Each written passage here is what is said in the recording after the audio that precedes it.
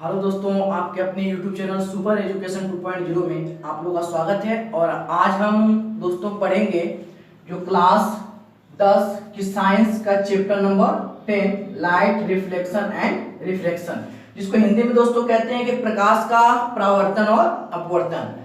हम इस चैप्टर में बहुत ज़्यादा अध्ययन कर चुके हैं और इसके पहले वाले वीडियो में हम अपवर्तन के बारे में आपको बहुत बेहतर तरीके से बता चुके हैं, आप लोग बखूबी जानते हैं।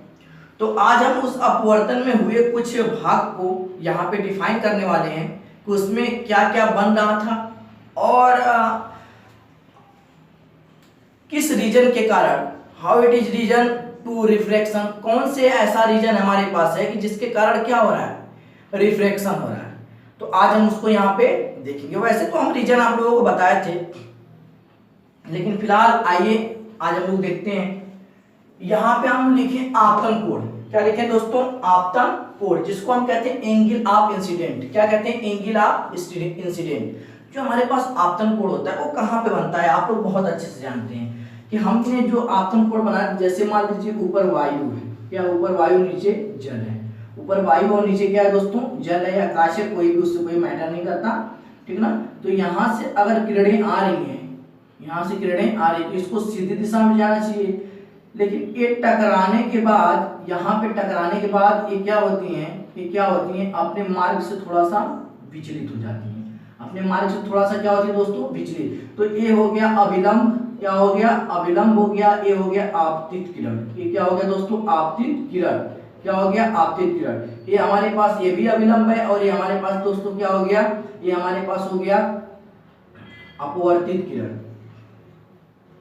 ये कौन सी किरण है? अपवर्तित किरण। ये हमारे पास दोस्तों क्या है? अपवर्तित किरण। तो जब आपतित किरण और अविलंब के बीच जो कोण बन रहा था उसको हम कहते थे आपतन कोण। क्या कहते थे? आपतन कोण। और इसको हम रिप्रेजेंट करते थे आई से।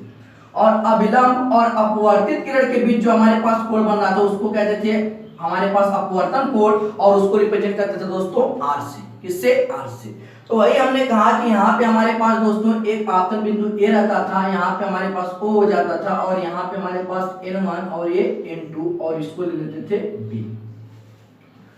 तो आइए दोस्तों देखते हैं कि आपतन कोण हमारे पास क्या है। बहुत प्यार से देखेंगे, बहुत आराम से, एकदम अच्छे से देखेंगे। आप लोगों को 100% श्योरिटी मिले, इसमें क्लियर हो जाए ये चीजें। तो दिया है कि आपतित किरण तथा अविलंब, जो आपतित किरण है, आपतित किरण तथा अविलंब के बीच बना कोण। आप लोग जब इस वीडियो का अध्ययन करेंगे तो नोट्स जो आप लोग बनाए हैं इसके पहले वाले वीडियो का, उसको सामने रख लेंगे। जो नोट्स आप लोगों ने बनाया उसको आप सामने रख लेंगे तो ये चीजें और अच्छे से आप लोगों को समझ में आएगी।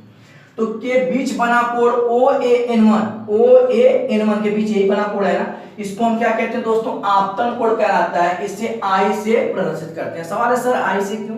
क्योंकि दोस्तों इसका जो नाम है एंगल ऑफ इंसिडेंट, पहले ही आई आ गया, इसीलिए आई से रिप्रेजेंट किया जाता है।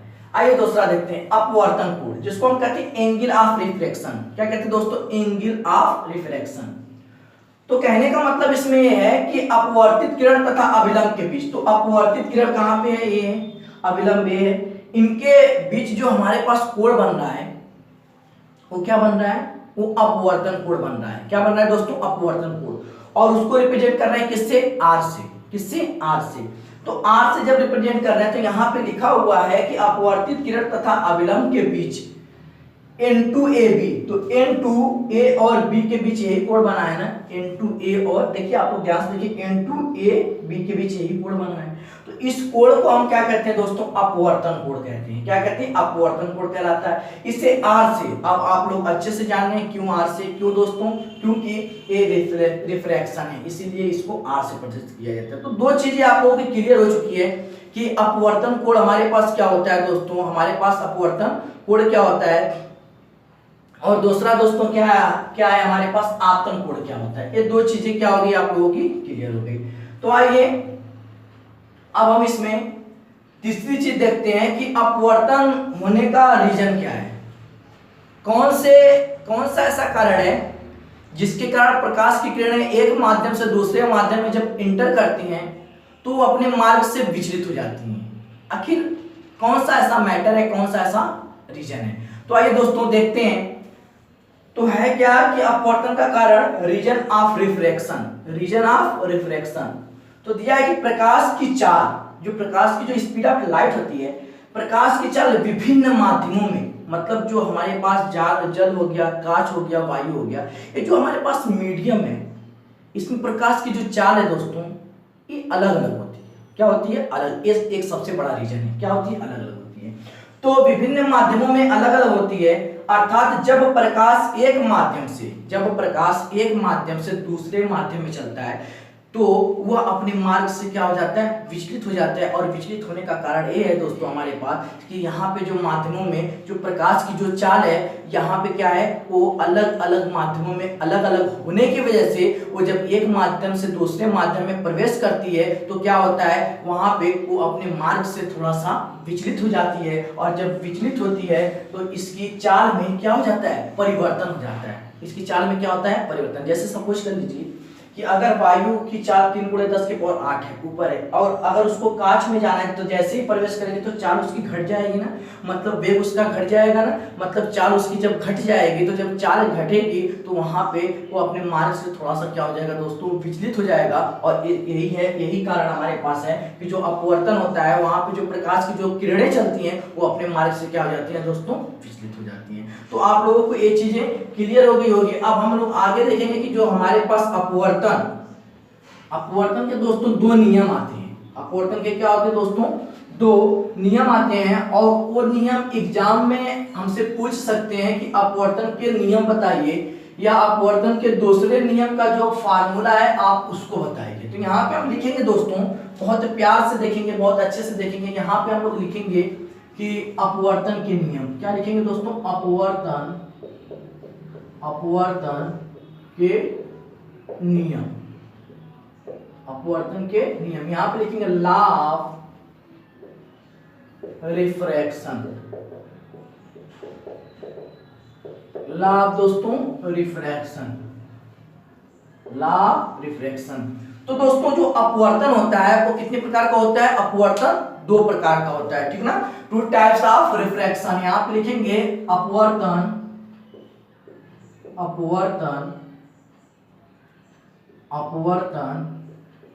2 प्रकार का होता है। कितने प्रकार का होता है दोस्तों? अपवर्तन 2 प्रकार का होता है ना? अपवर्तन कितने प्रकार का होता है दोस्तों? 2 प्रकार का। अब हमारे पास या हम ऐसे कह सकते हैं अपवर्तन के 2 नियम होते हैं। 2 प्रकार का मत कह लीजिए अपवर्तन के, ऐसे कह सकते हैं अपवर्तन के मुख्यतः हमारे पास क्या होते हैं दोस्तों? 2 नियम होते हैं। अपवर्तन के क्या होते हैं? मुख्यतः हम कह सकते हैं अपवर्तन के निम्नलिखित 2 नियम होते हैं। यहाँ पे लिख सकते हैं अपवर्तन, ऐसे लिख लेते हैं इसको, अपवर्तन के 2 नियम होते हैं। अपवर्तन के क्या होते हैं दोस्तों? 2 नियम होते हैं। पहला नियम के बारे में हम यहाँ पे लिखेंगे बहुत अच्छे से, एकदम आराम से, और आप लोगों को एक ही बार लिखते हुए आप लोग जब हम लिख रहे हैं तो आप लोग समझ में आ जाना चाहिए कि कौन कौन से बिंदु की बात कर रहे हैं, है ना? तो वो चीजें आप लोगों को ज्यादा से ज्यादा क्लियर होगी। आइए देखते हैं आपतित किरण। आप उसमें देखिए आपतित किरण, या जो नोट्स आप लोगों ने बनाया उसमें देखिए आपतित किरण कहाँ है? आपतित किरण कहाँ लेंगे? अपवर्तित किरण। अब उसमें आप लोग दोस्तों अपवर्तित किरण देखिए, अपवर्तित किरण। अब अपवर्तित किरण के बाद आप लोग देखेंगे हमारे पास क्या? आपतन बिंदु। आपतन बिंदु देखिए, आपतन बिंदु। नोट्स निकाल के बैठिए आप लोग, नोट्स। ये हमारे पास क्या हो गया? आपतन बिंदु। क्या हो गया दोस्तों? आपतन बिंदु हो गया। आपतन बिंदु पर अभिलंब,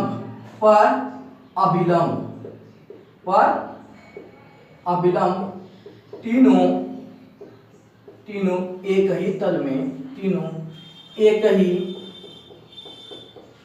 तल में होते हैं। तीनों क्या होते हैं दोस्तों? एक ही तल में होते हैं। तो आप लोग देख समझ पा रहे हैं यहाँ पे कि आपतित किरण, अपवर्तित किरण और आपतन बिंदु जो हमारे पास क्या होता है? अभिलंब पर तीनों क्या होते हैं? एक ही तल में होते हैं, एक ही तल में होती है, यही तल है ना, तो एक ही तल में होते हैं। तो ये चीजें आप लोग समझ गए। आइए दूसरी पॉइंट देखते हैं क्या है। कि किन्हीं दो माध्यमों, क्या लिखेंगे दोस्तों, किन्हीं दो माध्यमों के लिए, किन्हीं दो माध्यमों के लिए क्या होता है दोस्तों, हमारे पास किन्हीं दो माध्यम, अगर दो माध्यम नहीं होगा तो अपवर्तन कैसे होगा, तब तो वहां पे जो हमारे पास प्रकाश की जो रे है, जो किरण, वो तो विचलित होगी नहीं। तो दो प्रकाश का अपवर्तन होने के लिए दोस्तों हमको दो माध्यम का होना आवश्यक है, इसीलिए हमने लिखा है किन्हीं दो माध्यमों के लिए एक ही रंग के प्रकाश की जया, एक ही रंग के प्रकाश की जया, इसको इंग्लिश में कहते हैं साइन, जया, तथा अपवर्तन कोण, तथा अपवर्तन कोण की जया अर्थात साइन। अभी जया 1 मिनट में आप लोग को समझाते हैं। देखिए थोड़ा सा दिक्कत यह है दोस्तों कि आप लोग 9th में त्रिकोणमिति नहीं पढ़े हैं। अगर आप लोग त्रिकोणमिति अगर थोड़ा सा भी पढ़े होते हैं तो ये आप लोगों को समझ में आता कि जया हमारे पास क्या चीज है, लेकिन बेफिक्र रहिए, अभी जया बता देते हैं कि हमारे पास क्या होता है, ठीक ना दोस्तों। तो आइए आगे देखते हैं कि अपवर्तन कोण की जया, अपवर्तन कोण की हमारे पास क्या हो जाएगी, जया का अनुपात एक नियतांक होता है। क्या होता है दोस्तों, एक नियतांक होता है। कहने का मतलब ये है कि जो हमारे किन्हीं दो माध्यमों के लिए एक ही रंग का जो हमारे पास जो प्रकाश की किरणें होंगी, उनका जो हमारे पास क्या बनेगा दोस्तों, जो हमारे पास आपतन कोण और जो अपवर्तन कोण, इन दोनों की जया का अनुपात क्या होता है, एक नियतांक होता है। आइए देखते हैं कैसे। देखिए सबसे पहली चीज कि सर ये जया समझ में नहीं आ रहा है, जया हमको नहीं समझ में आ रहा, तो जया देखिए ऐसे समझ में आएगा। ये जया हमारे पास होता है दोस्तों त्रिकोणमितीय अनुपात होता है, त्रिकोणमिति अनुपात, त्रिकोणमिति अनुपात। ये आप लोगों को हाई स्कूल में पढ़ाया जाएगा, आगे मैथ में आप लोगों को ये चीज पढ़ाया जाएगा मैथ्स में कि त्रिकोणमितीय अनुपात क्या होते हैं। तो त्रिकोणमितीय अनुपात जो होते हैं वो 6 होते हैं, साइन थीटा, कॉस थीटा और टेन थीटा, और हमारे पास दोस्तों यहाँ पे क्या हो जाएंगे, कॉट थीटा, सेक थीटा, और यहाँ पे हो जाएगा दोस्तों कॉसेक थीटा। इसको कहते हैं त्रिकोणमितीय अनुपात। क्या कहते हैं दोस्तों, त्रिकोणमितीय अनुपात। तो त्रिकोणमितीय अनुपात में देखिए साइन की बात हो रही है, इसी की बात हो रही है, साइन की बात हो रही है, साइन की। तो सवाल है कि सर साइन की ही क्यों बात हो रही है, जब इतने त्रिकोणमितीय अनुपात है हमारे पास 6, तो फिर साइन की ही क्यों बात हो रही है, क्यों और नहीं किसी की बात हो रही है। तो दोस्तों दो चीज की बात होती है इसमें, फिजिक्स में आमतौर से जो होता है वो दो चीजों की बात होती है, एक साइन और एक कॉस की। साइन की बात होती है जब कोई हमारे पास किरण या जब कोई रेखा अभिलंब से, जब कोई किसी रेखा और अभिलंब के बीच कोण बनता है तो वहां पे हम साइन की बात करते हैं। और जब कोई हमारे पास क्या होता है, जब कोई रेखा और किसी क्षैतिज रेखा के बीच कोण बनता है तब वहां पे हम कॉस की बात करते हैं। इस बात को आप लोग नोट रखिएगा और हमेशा के लिए याद रखिएगा, क्योंकि ये किसी बुक में दिया हुआ बहुत कम मिलता है, बहुत पुरानी बुक में दिया हुआ मिलेगा। तो आइए देखते हैं दोस्तों कि ये हमारे पास अभिलंब है, क्या है, अभिलंब। अब अभिलंब के साथ यही रेखा है ना, अब ये अभिलंब के साथ जुड़ी हुई, तो जो ये कोण बन रहा है दोस्तों को हमारे पास क्या हो जाएगा, आई, और इसमें हम क्या लेंगे, जया लेंगे। क्या लेंगे, जया लेंगे दोस्तों। ये तो यहाँ पे लिखेंगे साइन आई, क्या लिखेंगे, साइन आई। अब आगे देखेंगे कि फिर अभिलंब और इसके बीच हमारे पास जो कोण बन रहा है दोस्तों वो क्या बन रहा है, आर, वो भी अभिलंब और रेखा के किरण के बीच में बना, तो यहाँ पे लिखेंगे साइन आर बराबर हमारे पास क्या हो जाएगा दोस्तों, नियतांक हो जाएगा। क्या हो जाएगा दोस्तों, नियतांक। तो आप लोग कहेंगे सर ये हमारे पास नियतांक क्या है, क्या चीज दोस्तों, नियतांक क्या है। तो नियतांक दोस्तों क्या है कि पहले माध्यम के सापेक्ष, पहले माध्यम के सापेक्ष दूसरे माध्यम का अपवर्तनांक कहलाता है नियतांक। क्या कहलाता है, नियतांक। पहले जैसे मान लीजिए हमारे पास है पहले माध्यम के सापेक्ष, पहले माध्यम के सापेक्ष दूसरे माध्यम का जो हमारे पास क्या होता है दोस्तों, जो दूसरे माध्यम का क्या होता है, कि जो दूसरे माध्यम का क्या होता है अपवर्तनांक को हम क्या कहते हैं, नियतांक। आगे देखते हैं आगे। और इस नियम को यहां पे लिखेंगे कि इस नियम को स्नेल का नियम भी कहते हैं, स्नेल का नियम भी कहते हैं, स्नेल का नियम, स्नेल का नियम कहते हैं। क्या कहते हैं दोस्तों, स्नेल का नियम कहते हैं, ठीक ना। ये हमारे पास साइन आई जान गए, कैसे क्यों साइन आया ये जान गए, ये साइन क्यों है, नियतांक क्या होता है वो चीज जान गए दोस्तों। तो इस नियम को क्या कहते हैं, स्नेल का नियम कहते हैं। आगे हम लिख देते हैं कि इस नियतांक जो हमारे पास यहाँ पे नियतांक है इसके बारे में लिख लेते हैं दोस्तों। यहाँ पे लिख लेते हैं कि इस नियतांक को पहले माध्यम के सापेक्ष, इस नियतांक को पहले माध्यम के सापेक्ष दूसरे माध्यम का क्या कहते हैं, पहले माध्यम के सापेक्ष दोस्तों दूसरे माध्यम का अपवर्तनांक कहते हैं। क्या कहते हैं, अपवर्तनांक कहते हैं। क्या कहते हैं, अपवर्तनांक कहते हैं।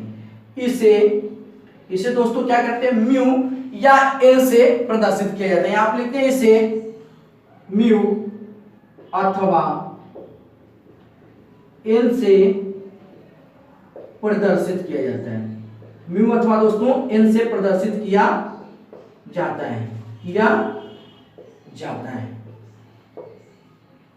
तो आप लोग ये चीजें बहुत अच्छे से समझ चुके होंगे, बहुत प्यार से समझ चुके होंगे दोस्तों। तो आप लोग जल्दी से इसका स्क्रीनशॉट करिए, तो हम लोग इसके बारे में आगे पढ़ते हैं। तो इसके आगे दोस्तों हमको टाइम इजाजत नहीं देती क्योंकि टाइम काफी हो चुका है। तो अब हम लोग क्या करेंगे दोस्तों, आप लोग क्या करिएगा कि इसका अध्ययन अच्छे से कर लीजिएगा और इसका स्टडी करने के लिए इस वीडियो का, इसके पहले वाले वीडियो का जो आप लोग नोट्स बनाए होंगे उसको आप लोग सामने रखिएगा। और जब आप लोग उसको सामने रखेंगे तो ये चीजें क्या हो जाएंगी, आप लोगों के दोस्तों क्लियर हो जाएगी। और कहना ये है आप लोगों से कि हमारे चैनल से जो पहली बार लोग जुड़े हैं वो क्या करें, चैनल को सब्सक्राइब करिए दोस्तों। चैनल से जो हमारे पहली बार जुड़े हैं वो चैनल को सब्सक्राइब करिए और बेल आइकन को प्रेस करिए। और उसके बाद आप लोग वीडियो को लाइक करिए और इस वीडियो को ज्यादा से ज्यादा शेयर करिए कि और भी लोग हम लोगों से जुड़ सके और सुपर एजुकेशन 2.0 के परिवार को जो है उसको और बड़ा बना सके दोस्तों। तो आज के लिए बस इतना ही, थैंक यू।